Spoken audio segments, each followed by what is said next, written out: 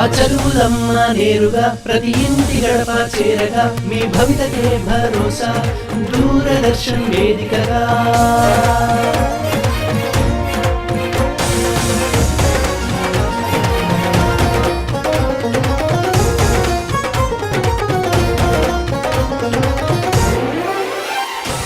తెలంగాణ రాష్ట్ర ప్రభుత్వ సహకారాలే ఉండగా హాయిగా మన చదువులు షురు. అదే డిజిటల్ గురు, అదే digital Guru.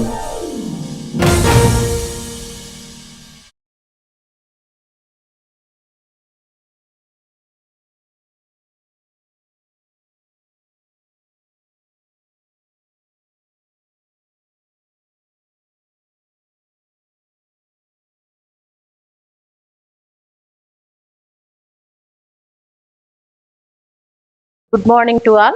So today let us see the continuation of our topic, that is the genetic disorders. Genetic disorders are diseases. Means like the hereditary, these disorders are diseases also are transmitted from one generation to another. Means from the parents to their offspring. Today let us see the continuation of our topic, genetic disorders. Before that one, let us see a brief introduction about the what is meant by disorder and what is meant by how can we differentiate the disease from a disorder. Let us know the definition of the disorder and disease. What is meant by disease? Disease means it is a particular abnormal condition that negatively affects the structure or function of all parts of the organism is known as the disease. Means it is a particular abnormal condition. It is a particular abnormal condition which affects the negatively affects the structure and functions of the organism. Maybe affects the all the parts of the organism or any one part of the organism is known as the disease. What is disorder? Disorder means an illness that disputes the normal or physical function of the organism. There is a slight difference between the disease and disorder. Disorder means an illness, somewhat some disturbance that affects the normal physical or mental function is known as the disorder. So let us see our genetic disorders. What is meant by genetic disorder? Genetic disorder means a genetic disorder is a disease or syndrome that is caused by an abnormality in an individual's DNA. It is an abnormality. The genetic disease is caused by an abnormality of the individual DNA. Yeah, the abnormality can be range from a small mutation, a single gene, to the addition or subtraction of an entire chromosome or even a set of chromosomes. Means the abnormality can be takes place in a single gene or in a single chromosome or in a set of chromosomes also. As we know that one, in the human being, each cell is having the 46 chromosomes. Out of 46 chromosomes, 44 are known as the autosomes. Remaining 2 pairs are known as the sex chromosomes. Remaining 2 pairs are known as the sex chromosomes. In female, there may be XX chromosomes. In male, they are the XY chromosomes. So the abnormalities can be takes place in either in a single gene of the one DNA or in a set of chromosomes or addition or deletion of the chromosomes. Addition or deletion of the chromosomes. What is meant by addition or deletion of the chromosome? I will explain what is meant by addition or deletion of how the addition or deletion of the chromosomes will occur. It is also known as the non-disjunction. What is meant by non-disjunction? Later we will discuss about that one. Before that one, let us see the continuation of our topic. As we know that one, it is a abnormal. If the abnormality takes place in a single gene or a set of chromosomes, or some abnormality will takes place in the addition or deletion of the chromosomes, may cause the genetic disorders or diseases in the human beings. Let us see different types of what are the different types of genetic disorders. Generally, the occurrence of the genetic disorders is based on the hereditary of the certain characteristic features of the families. As we know that one, hereditary characters are transmitted from one generation to another generation. Those hereditary characters Based on hereditary characters, these disorders are classified into different types in the different types of families. A number of disorders in the human beings have been found to be associated with the inheritance of the changed or altered genes or chromosomes. Means some genes are altered genes or altered chromosomes can causes the genetic disorders which can be inherited from one generation to another generation in the most of the families. So these genetic disorders can be categorized into two types. What are those? One is the Mendelian disorder, second one is known as the chromosomal disorders. First one is the Mendelian disorder, second one is known as the chromosomal disorder. Let us see the one by one. What is Mendelian disorder and what is chromosomal disorder? ఈ రోజున second year జువాలజీలో మనం unit 6 లో మనం genetics అనేటటువంటి topic చూస్తున్నామండి. ఈ genetics అనేటటువంటి topic లో ఆల్రెడీ మనం 10 క్లాసెస్ ని కంప్లీట్ చేసుకున్నాం. ఇది 11th క్లాస్ అండి. 11th క్లాస్ లో మనం జెనెటిక్ డిజార్డర్స్ అంటే అంటారు జన్యు సంబంధ అపస్థితులు లేదా జన్యు సంబంధిత వ్యాధులు. ఈ జన్యు సంబంధ అపస్థితులు గురించి జన్యు అపస్థితులు లేదా అవ్యవస్థలు అని కూడా అంటాం. అవ్యవస్థలు అని కూడా పిలుస్తాము, జన్యు అవ్యవస్థలు అని కూడా పిలుస్తాం. మనము జెనెటిక్స్ గురించి మాట్లాడుకునేటప్పుడు చాలా టాపిక్స్ ని కంప్లీట్ చేసుకున్నాం. 10 టాపిక్స్ ని. ఇది 11th టాపిక్ అండి. జెనెటిక్స్ అంటే ఏమిటి? జెనెటిక్స్ అంటే హెరిడిటరీ క్యారెక్టర్స్ గురించి, అనువంశికత లక్షణాలను గురించి తెలియజేసేటటువంటి శాస్త్రాన్ని జన్యు శాస్త్రము అంటున్నాము. అనువంశికత అంటే ఏమిటి అంటే అనువంశికత అంటే ఒక తరం నుంచి మరొక తరానికి లక్షణాలు సంక్రమించటాన్ని అనువంశికత అంటాం. మరి అనువంశికత లక్షణాలు అంటే ఏమిటి? అనువంశికత ద్వారా లక్షణాలు ఒక తరం నుంచి మరొక తరానికి సంక్రమించటమే సంక్రమించే వాటిని అనువంశిక లక్షణాలు అంటాం. అనువంశికత అంటే తల్లిదండ్రుల నుంచి పిల్లలకు లక్షణాలు లైంగిక ప్రత్యుత్పత్తి ద్వారా చేరవేయబడటం. అనువంశిక లక్షణాలు కూడా తల్లిదండ్రుల నుంచి పిల్లలకు చేరవేయబడుతూ ఉన్నాయి. దీన్నే అనువంశికత అంటాం, దీన్నే అనువంశిక లక్షణాలు అంటాం. ఈ విధంగా అనువంశికత లక్షణాలను గురించి తెలియజేసేటటువంటి శాస్త్రాన్ని మనం ఏమంటున్నాము అని అంటే జన్యు శాస్త్రము అంటాం. జన్యు శాస్త్రంలో అనేక టాపిక్స్ ని మనం కంప్లీట్ చేసుకుంటూ వచ్చాము. ఈ రోజున మనము జన్యు అపస్థితులు లేదా జన్యు అవ్యవస్థల గురించి మాట్లాడుకుందాం. సాధారణంగా వ్యాధి మరియు అపస్థితి అనేటటువంటి 2 పదాలని మనం చాలా సాధారణంగా వింటూ ఉంటాం. వ్యాధి లేదా డిసీజ్ అంటే ఏమిటి, డిజార్డర్ లేదా అపస్థితి అంటే ఏంటో చూద్దాం. వ్యాధి అంటే ఒక పర్టిక్యులర్ కండిషన్ అనేది నెగిటివ్ గా అంటే ఒక అసాధారణ పరిస్థితులు అనేటటువంటివి ఒక అవయవానికి లేదా శరీరంలో ఉన్న అవయవాలకి ఏర్పడటాన్ని మనం వ్యాధిగా పరిగణిస్తాం. ఈ వ్యాధి వలన అనేక లక్షణాలు ఏర్పడుతూ ఉంటాయి. ఈ లక్షణాలు కొన్నిసార్లు జన్యు సంబంధమైన లక్షణాలు అయితే ఒక తరం నుంచి మరొక తరానికి సంక్రమించబడుతూ ఉంటాయి. చాలా వరకు ఈ వ్యాధి లక్షణాలు ఒక రకమైనటువంటి వ్యాధి నిరోధక వ్యవస్థ తనంతట తను సరి చేసుకోవడానికి అవకాశం ఉంది. కానీ వ్యాధి నిరోధక వ్యవస్థ సరి చేసుకోలేనటువంటి లక్షణాలు, వ్యాధికి సంబంధించినటువంటి లక్షణాలు జన్యు సంబంధమైనటువంటి మార్పులు రావటం వల్ల గనక ఏర్పడితే అవి ఒక తరం నుంచి మరొక తరానికి సంక్రమించబడుతూ ఉంటాయి. ఇక అపస్థితి అంటే కొద్దిగా అప్పటికప్పుడు ఏర్పడేటటువంటి ఒక రకమైనటువంటి అవ్యవస్థ. ఈ అపస్థితి వ్యాధి 2 కూడా దగ్గర సంబంధాన్నే కలిగి ఉంటాయి. ఈ అపస్థితులు కావచ్చు, వ్యాధి కావచ్చు, జన్యు సంబంధంగా ఏముంటాయి అనేవి మనం ఈ రోజున పరిశీలిద్దాం. జెనెటిక్ డిజార్డర్ అంటే ఇది ఒక రకమైనటువంటి అబ్నార్మాలిటీ అంటే అసాధారణమైన మార్పు. జన్యువు లోపల ఒక వ్యక్తి యొక్క DNA లోపల ఒక అసాధారణమైనటువంటి మార్పు ఏర్పడటం వలన ఆ వ్యక్తికి ఏర్పడేటటువంటి వ్యాధి తన నుంచి తర్వాతి తరానికి అందించబడటాన్నే జన్యు అపస్థితి లేదా జన్యు వ్యాధులు అని చెప్పుకోవడం జరుగుతుంది. అంటే ఇక్కడ ఏం జరుగుతుంది? ఒక అసాధారణమైనటువంటి మార్పు జరుగుతుంది. ఈ అసాధారణమైనటువంటి మార్పు ఎక్కడ జరగవచ్చండి అంటే ఒక జన్యువులో జరగచ్చు, లేదా ఒక క్రోమోజోమ్లో జరగచ్చు, లేదా క్రోమోజోముల సంఖ్య మొత్తంలో కూడా జరగడానికి అవకాశం ఉంది. ఎక్కడ జరిగినా సరే అది ఒక అసాధారణమైన మార్పు అవుతుంది. ఆ అసాధారణమైనటువంటి మార్పు ఒక తరం నుంచి మరొక తరానికి సంక్రమించటం అనేది జరుగుతూ ఉంటుంది. మరి ఈ రోజున ఆ జన్యు సంబంధమైనటువంటి వ్యాధులు ఏ విధంగా జరుగుతున్నాయి ఎలాంటి వ్యాధులు ఉన్నాయి అనే విషయాన్ని మనం తెలుసుకుందాం.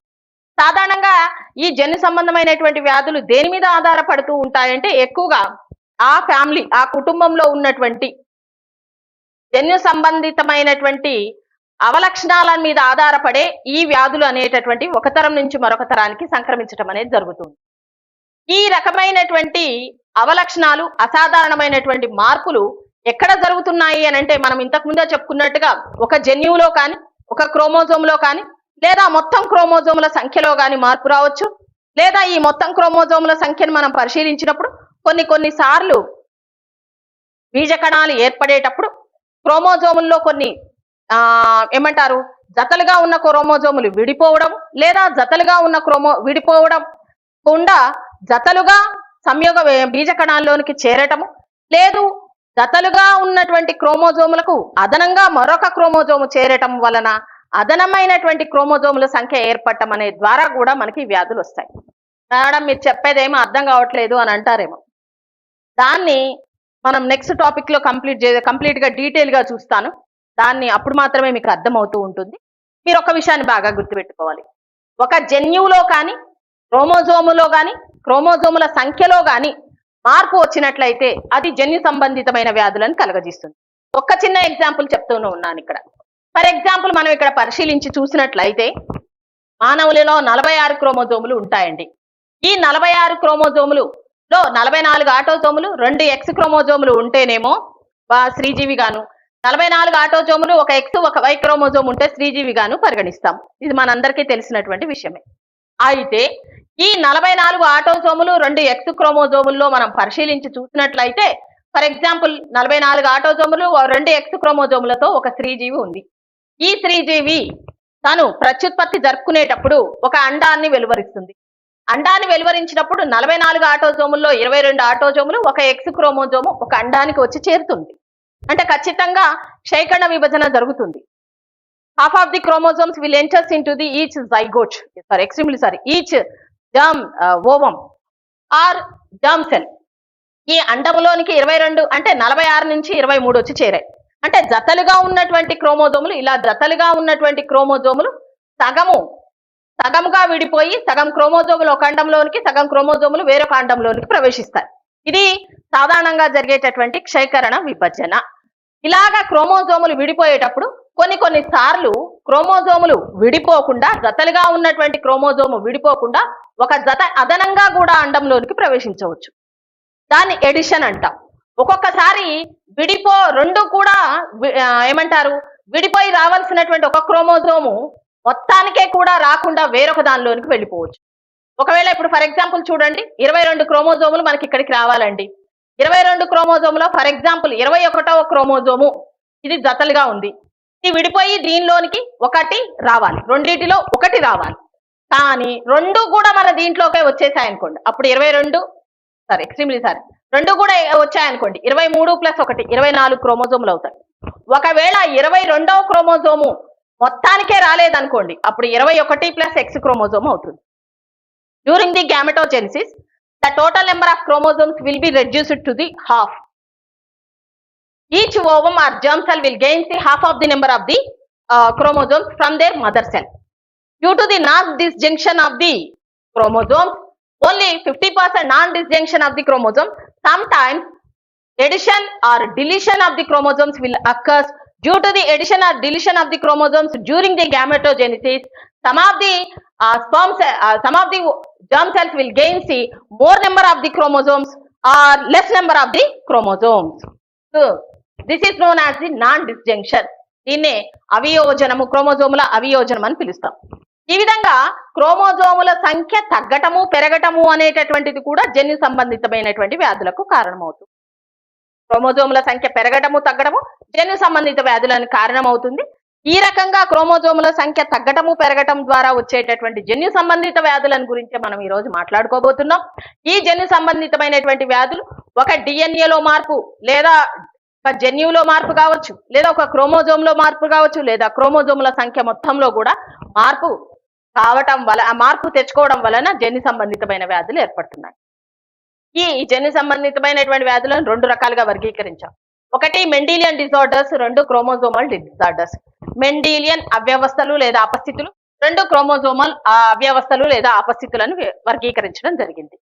Let us see the continuation of our topic. As we know that one, the genetic disorders can be classified into 2 types, categorized into Mendelian disorders and chromosomal disorders. First one, Mendelian disorders. Generally, the Mendelian disorders means the disorders which follows the Mendelian rule. As we know that one, law of dominance, law of independent assortment, law of segregation. These 3 rules are followed by the genes, then those disorders are known as the Mendelian disorder. Mendelian disorders caused by the mutation in the structure of the DNA. A sudden change if occurs in a DNA that may be causes the some genetical disorder. Those disorders are known as the Mendelian disorders. Generally, these Mendelian disorders is also known as the monogenetic disorders. It's also known as the monogenic disorder. Okay, these Mendelian disorders can be dominant or recessive and autosomal or sex-linked disorder. Means it may be a dominant genetic disorder, it may be a recessive genetic disorder.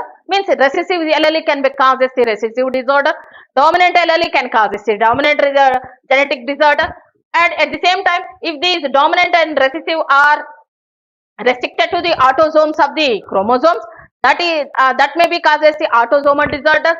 If the dominant and recessive alleles are located on the sex chromosomes, that may be causes the sex-linked genetic disorders. Okay, yeah, like this, the dominant and recessive alleles of the autosomes or sex chromosomes may causes this Mendelian disorders. Let us see the some of the examples for the Mendelian disorders. Best example for the Mendelian disorders are the hemophilia, sickle cell anemia, color blindness, cystic fibrosis, and phenylketonuria, thalassemia, MD, Duchenne's muscular dystrophy, and albinism.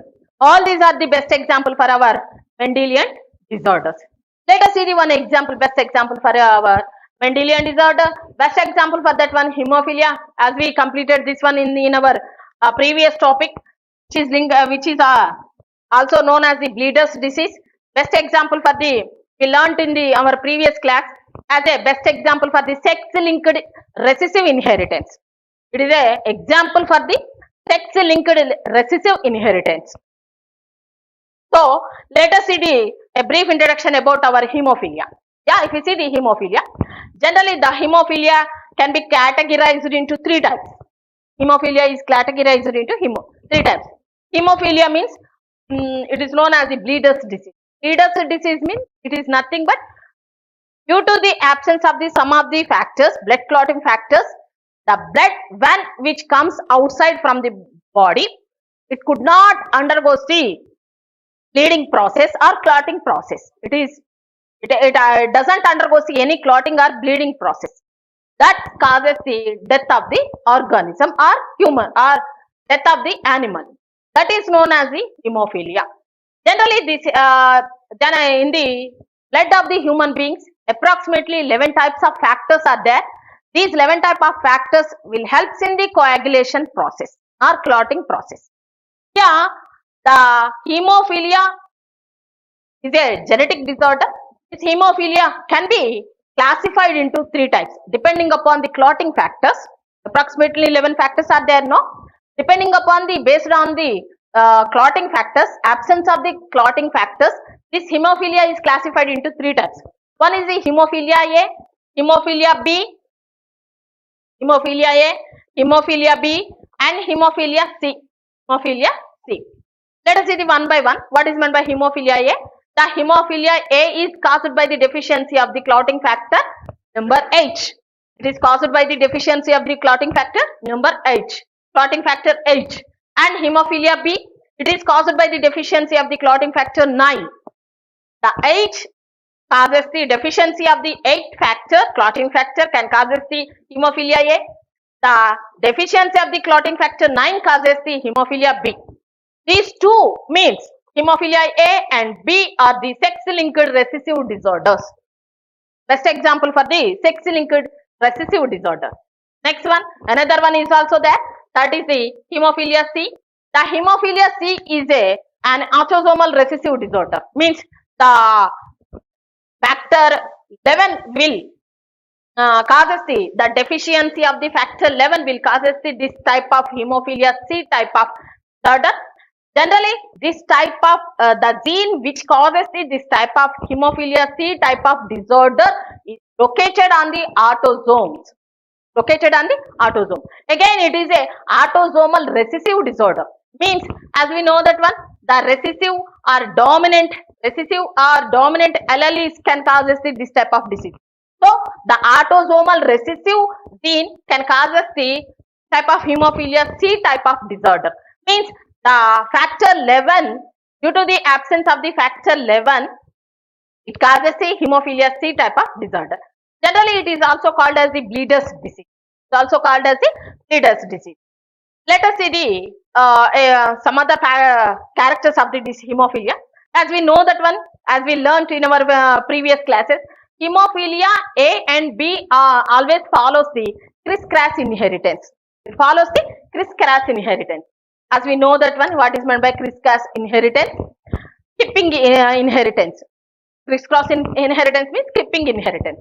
In this disease, a single protein, that is a part of the cascade reactions of the formation of clotting factors involved in the clotting factors may be affected. This affected protein can cause this type of hemophilia, which is known as the bleeder's disease. Generally, in the hemophilia A and B, as we know that one, it is a sex-linked recessive disorder. The male has only one X chromosome. Another chromosome is the Y chromosome.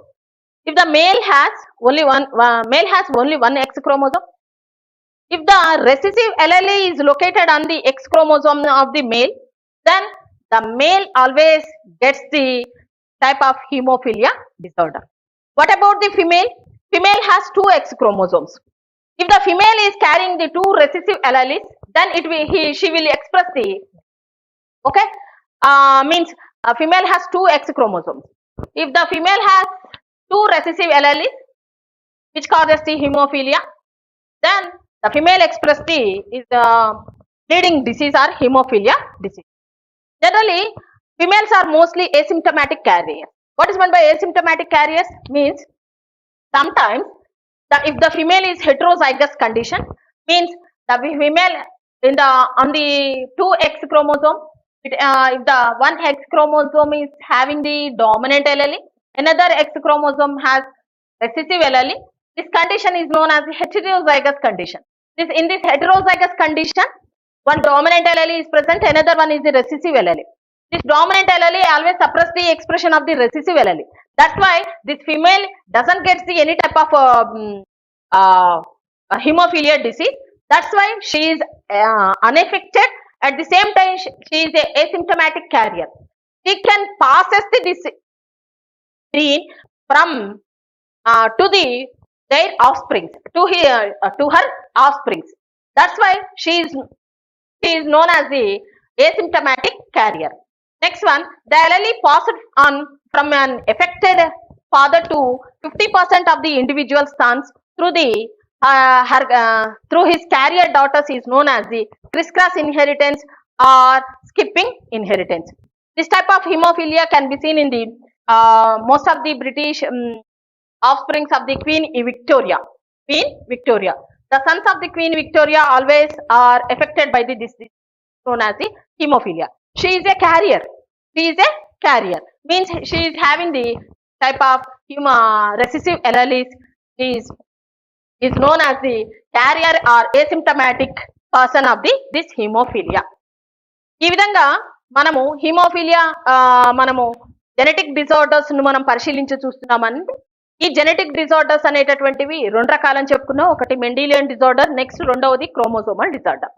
ఈ Mendelian disorder లేదా chromosomal disorders తేడా ఏంటో మనం మొదటగా చూద్దాము. Mendelian disorder గురించి చూద్దాం. Mendelian disorder అంటే ఏ జన్యు అపస్థితులు లేదా వ్యాధులు మెండల్ యొక్క సూత్రాలను పాటిస్తున్నాయో దాన్ని మెండిలియన్ డిజార్డర్ అంటాం. అంటే మనమందరికీ తెలిసిన విషయమే, మనం ఈవెన్ దో బాటనీలో కూడా చదువుకున్నాం.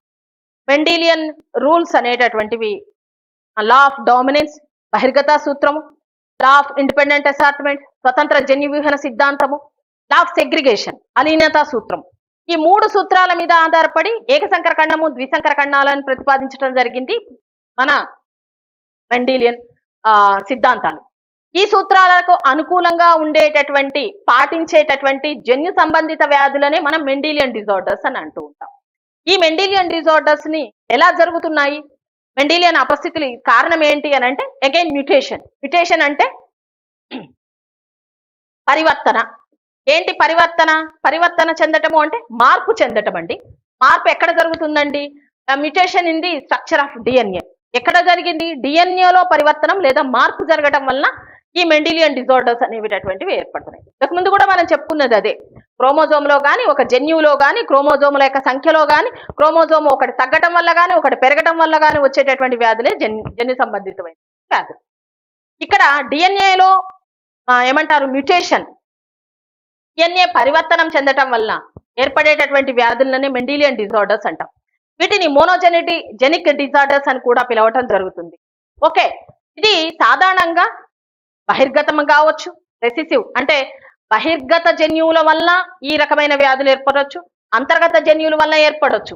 ఈ బహిర్గత అంతర్గత జన్యువులు ఎక్కడ ఉండొచ్చు అని చెప్పుకుంటున్నాము మనము?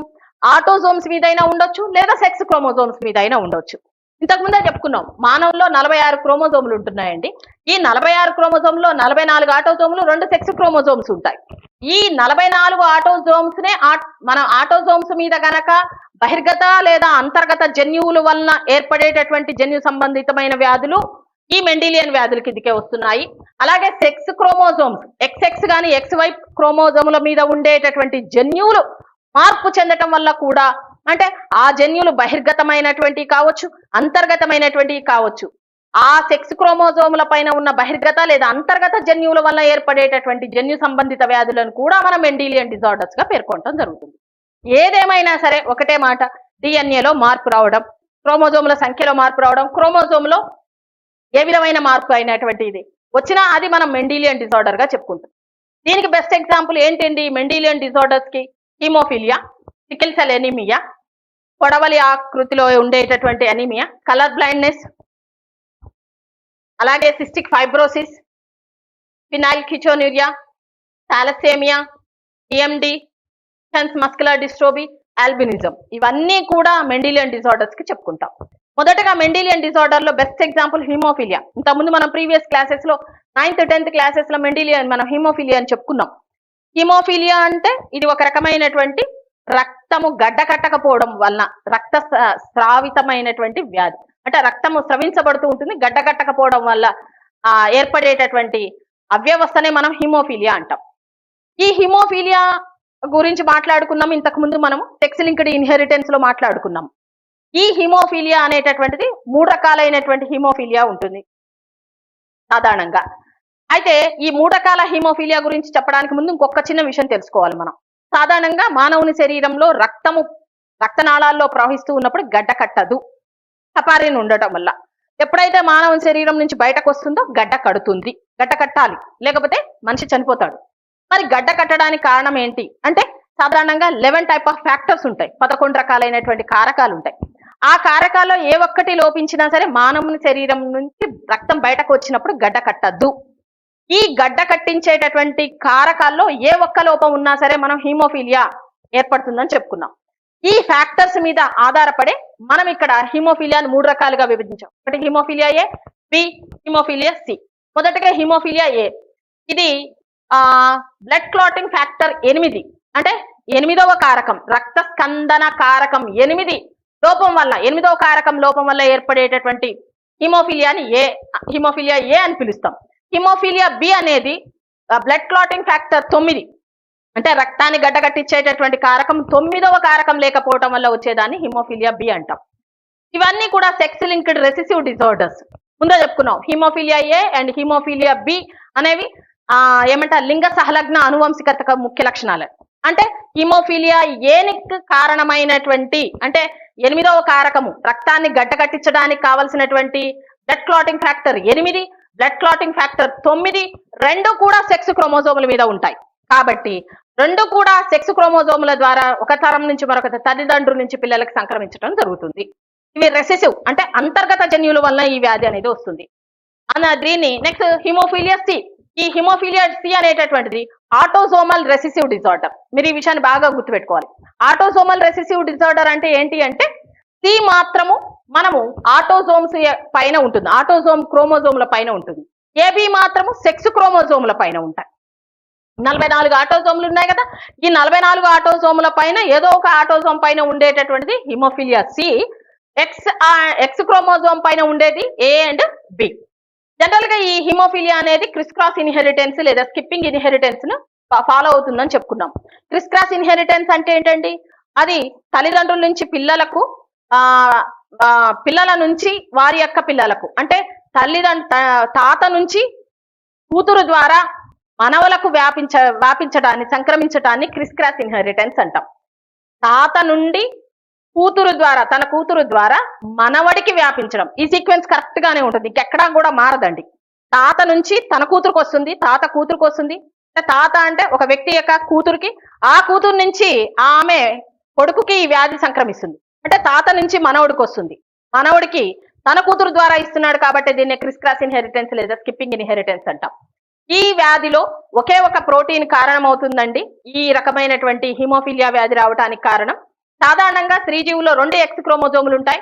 ఈ 2 ఎక్స్ క్రోమోజోముల పైన 2 రెసెసివ్ ఎలలీస్ అంటే అంతర్గత జన్యువులు ఉన్నప్పుడు ఆమె ఖచ్చితంగా వ్యాధిని పొందుతుంది. అదే మగవారిలో ఒక ఎక్స్ ఒక వై క్రోమోజోమ్ ఉంటుంది. ఉన్న ఒక్క ఎక్స్ క్రోమోజోమ్ పైన అంతర్గత జన్యువు ఉన్నట్లయితే అతనికి వ్యాధి వస్తుంది. కొన్నిసార్లు ఆడవారిలో 2 ఎక్స్ క్రోమోజోములు ఉంటాయి, ఒకదానిపైన బహిర్గత జన్యువు ఒకదానిపైన అంతర్గత జన్యువు ఉన్నప్పుడు బహిర్గత జన్యువు అంతర్గత జన్యువును అణిచివేస్తుంది కాబట్టి ఈమెకు వ్యాధి రాదు. కానీ ఎసిమ్టమాటిక్ పాసర్ అంటే వ్యాధి తనకు ఉండదు కానీ తను ఇంకొకరికి మాత్రం వ్యాధిని కలిగించేటటువంటి కెపాసిటీ ఈమెకు ఉంటుంది.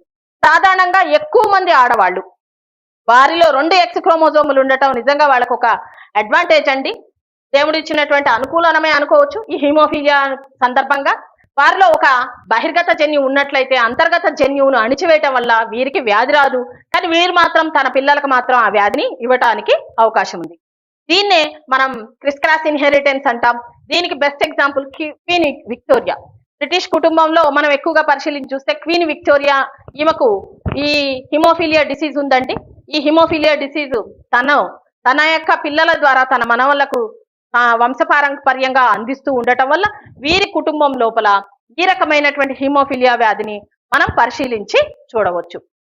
This is about the genetic disorder. One of the best example for the genetic disorder which is as the hemophilia.